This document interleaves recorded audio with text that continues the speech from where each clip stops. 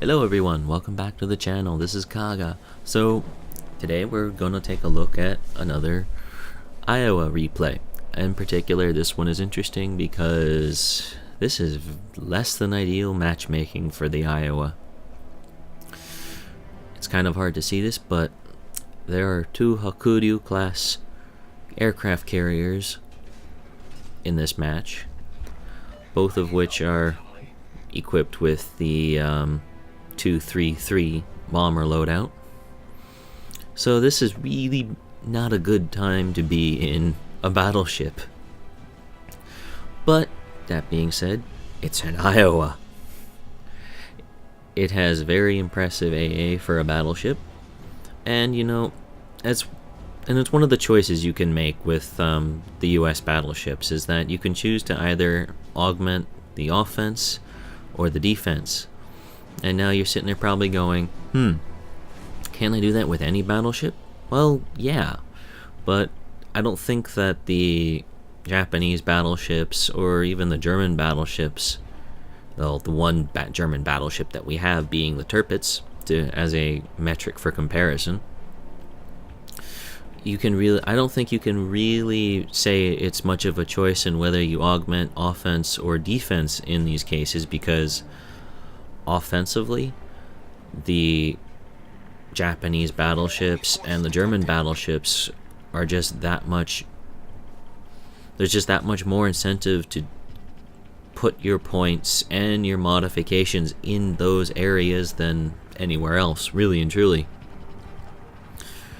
Unlike with like the North Carolinas, the Iowas, and the Montanas, where all of a sudden you're now in a position where the AA ratings on these ships are quite substantial right out of the box.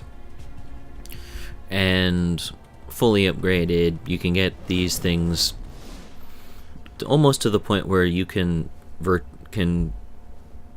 be on your own, and yes, you will still take damage, but it's not like you are going to take as much damage as you might otherwise would if you were in like a Tirpitz or an Amagi, an Izumo, because the AA is reasonably impressive. The secondaries are also reasonably impressive.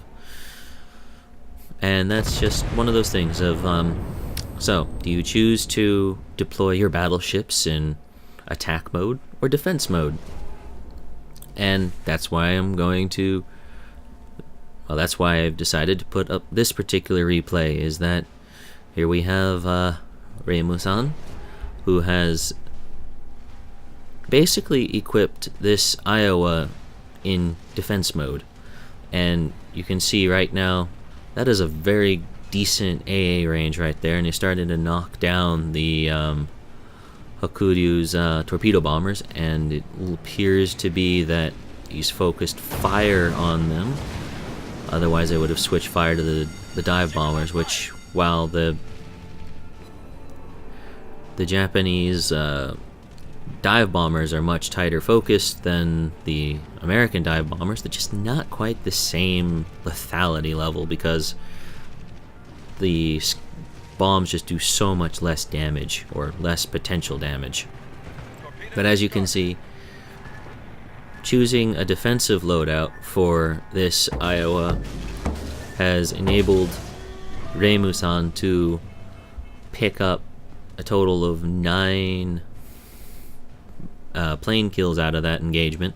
And I know plane kills not that big a deal, but when you consider that that is a 10th of a Hakuryu's total combat strength, I'm going to be rough on that one. It's roughly 10%.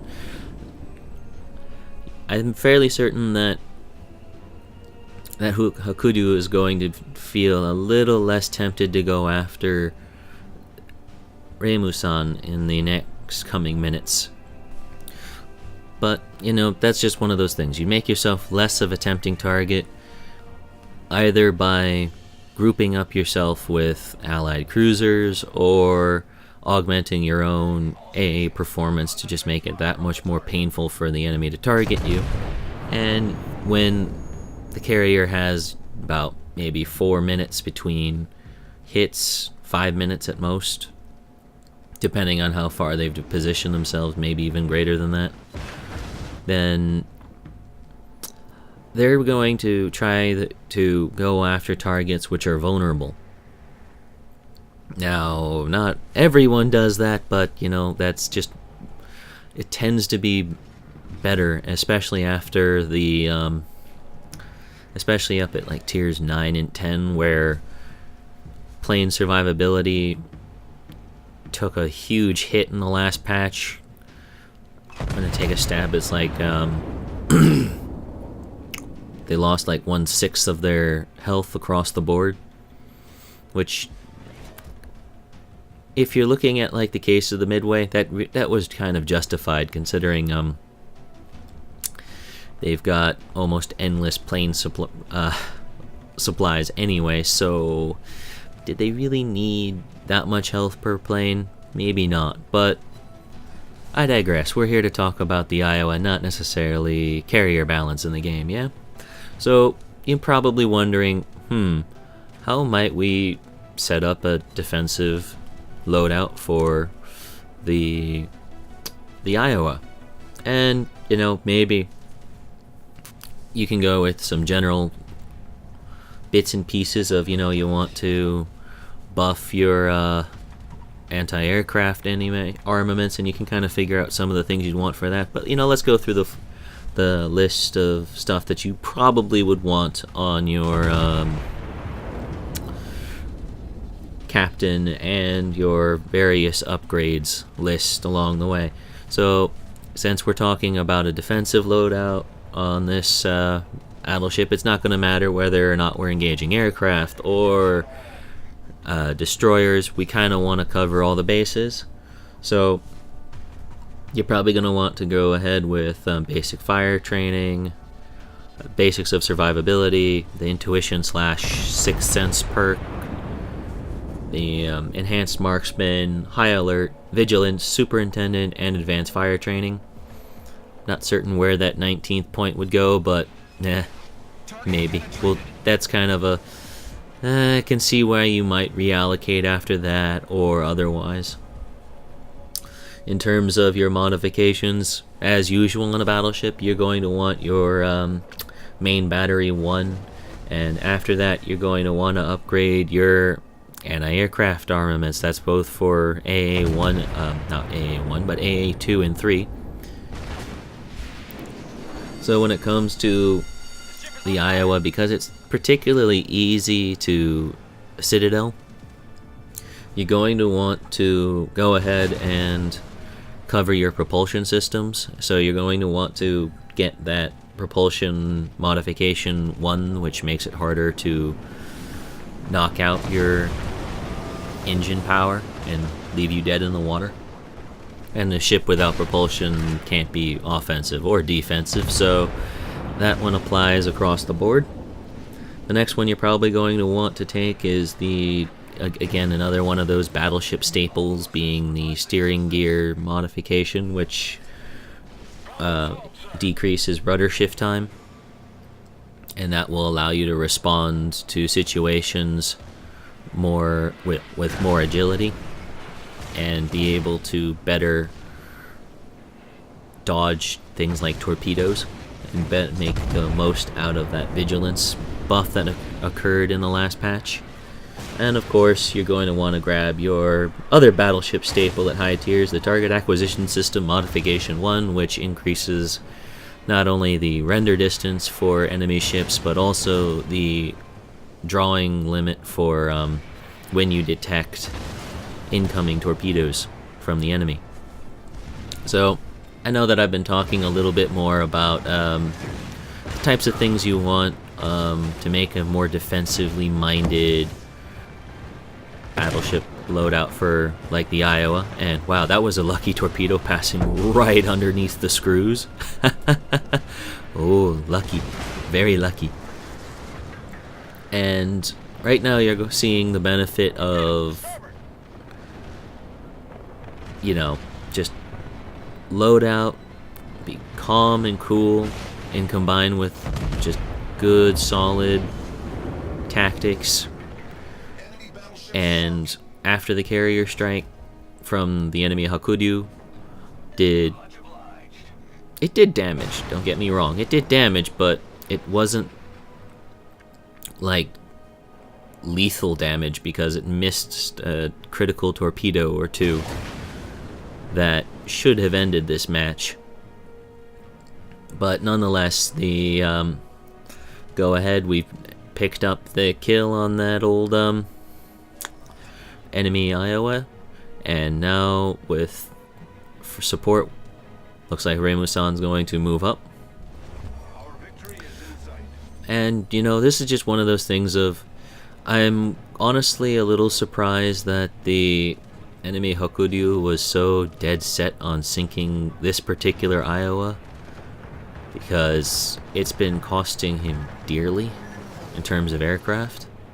I know that right now 26 aircraft isn't like game breaking for the Hakuryu, but that's the 26 aircraft that we know that was shot down by Reimu alone. That's not including any aircraft that were intercepted by the friendly carrier before he got nuked. Still trying to figure out why he went off that way. There's strange mysteries in the world. And that's also not including any of the aircraft that might have been shot down by friendly cruisers or the friendly battleships. And it looks like he's coming under fire from Shimakaze and from the enemy Hakuryu. And it looks like there's still that enemy Des Moines off in the distance, who is it appears that he's trying to plunge the heavy mass 203mm AP rounds that the Des Moines gets into or through the deck armor of the Iowa. I'm not certain how that's going to work out except at very max range. And, oh, no, that wasn't the Shimakaze. It was the gearing out there. Oh, wait, no, there was just both gearings out there. It looks like the other one got nuked along the way.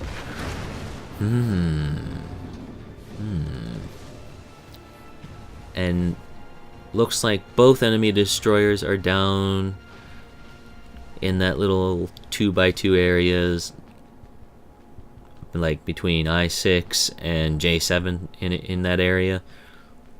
But it looks like the Allied gearing took out the enemy one. So that's one less thing to worry about, because there's one thing that battleships really don't care for is uncountered destroyers. You can see aircraft coming and can start pre-turning and do all this other stuff, but destroyers have a certain I guess tenacity that they can pick, or not really tenacity, but they have the greater liberty of choice here. Well, I hope that you enjoyed this video.